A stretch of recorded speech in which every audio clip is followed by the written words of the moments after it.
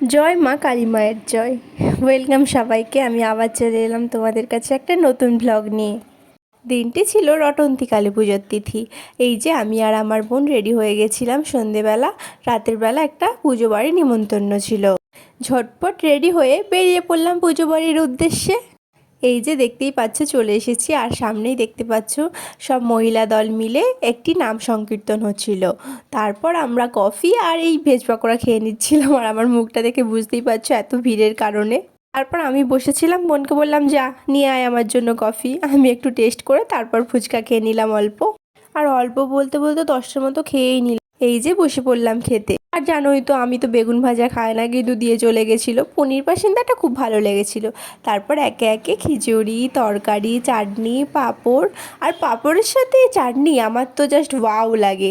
আর তারপর পায়েস আর নলেন গুড়ের মিষ্টি খুব সুন্দর লেগেছে।